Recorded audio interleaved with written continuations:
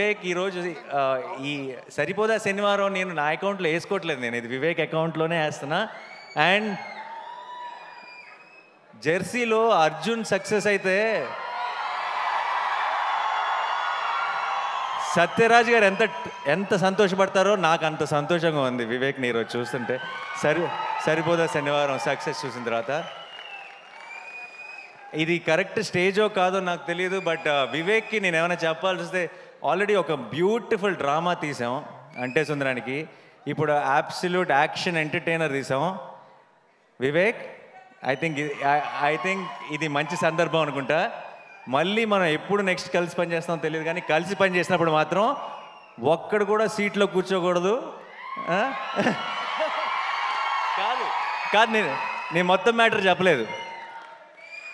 Absolute comedy తీద్దాం, done. ఎవ్వరు సీట్లోంచి పడి నవ్వాలి, అది నా కోరిక. నెక్స్ట్ మళ్ళీ జానర్ షిఫ్ట్ చేస్తే ఎలా ఉంటుందో చూపిద్దాం. And love you all.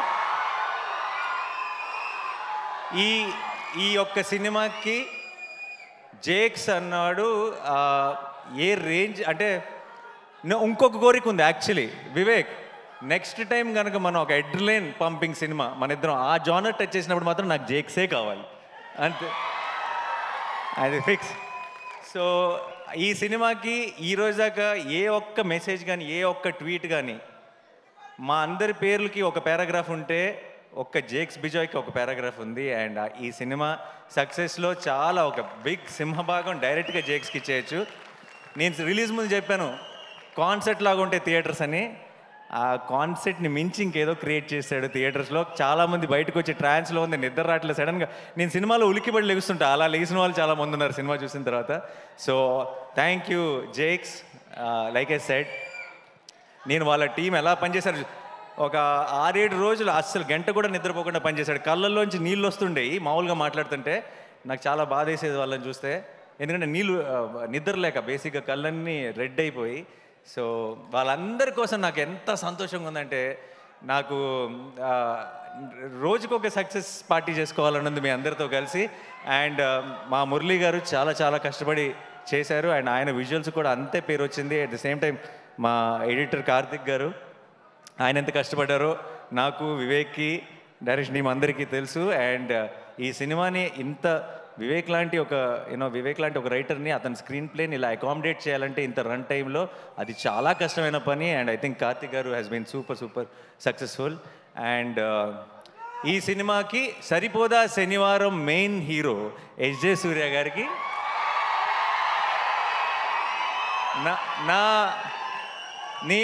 నేను జెన్యూన్గా చెప్తున్నా, నేను ఒక ప్రేక్షకుడిలాగా ఎంజాయ్ చేశాను ఆన్ లొకేషన్ ఆయన పర్ఫార్మెన్స్ చూస్తూ. అండ్ నేను మామూలుగా చాలాసార్లు ఏమవుతుందంటే, సినిమా హీరో ఓన్ చేసుకుంటాడు సినిమాని. ప్రమోషన్స్లో కానీ ఒక ప్రతి డబ్బింగ్ చెప్పేటప్పుడు కానీ ఎక్కువ రోజులు ఏం చేసినా సరే ఇది నా ఓన్ సినిమా కదా, నాకే కదా పేరు అని హీరోలు చాలామంది సినిమాని ఓన్ చేసుకొని ప్రతి దాంట్లోనూ ఎఫర్ట్ పెట్టి వాళ్ళ 100% ఇవ్వడం చూశాను. కానీ హీరో కాకుండా ఇంకొక క్యారెక్టర్ సినిమాలో అంత డెడికేషన్ లేదంటే అంత మ్యాడ్నెస్ చూపించడం, నేను అన్నిట్లోనూ పార్ట్ అవుతా, నేను అన్నిట్లోనూ నా 100% ఇస్తానని చూడటం ఎస్జే సూర్య గారితోనే. Thank you so much sir.